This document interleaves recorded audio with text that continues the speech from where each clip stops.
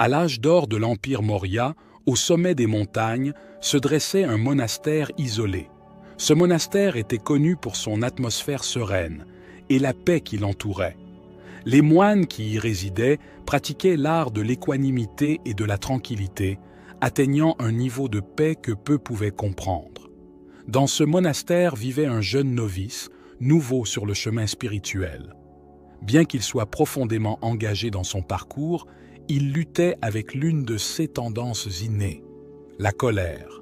Il s'irritait facilement pour des petits désagréments et perdait rapidement son calme.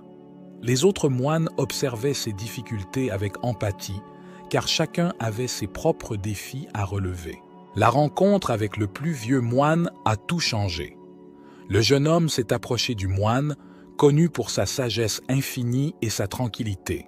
Sans mots, l'aîné a compris le défi auquel le novice était confronté et a prévu un exercice unique pour lui.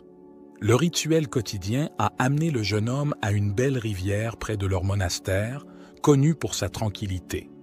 L'aîné lui a donné une petite tasse en argile et lui a ordonné de collecter un peu d'eau de la rivière chaque matin à l'aube et chaque soir au coucher du soleil pendant 1 mois, sans oublier ou se laisser distraire. La coupe était souvent remplie de sable ou de débris, frustrant le novice. Cependant, avec le temps, il a commencé à comprendre le rythme de la rivière. Il a réalisé que sa colère et sa hâte perturbaient la surface placide de la rivière, faisant se mélanger les débris avec l'eau. Plus il restait calme et patient, plus l'eau devenait claire et facile à recueillir.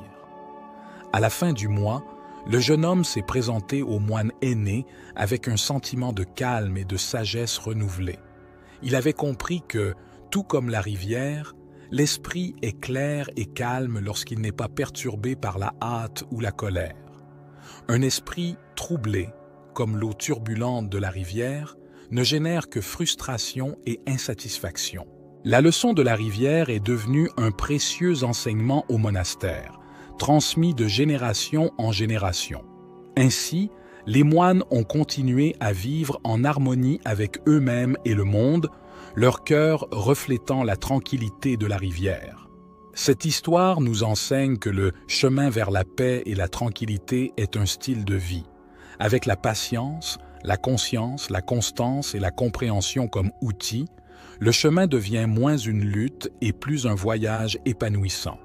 Tout comme la rivière qui coule autour des pierres et des rochers avec grâce et tranquillité, nous pouvons faire face aux défis de la vie tout en maintenant notre calme intérieur et en progressant toujours sur la route de la paix.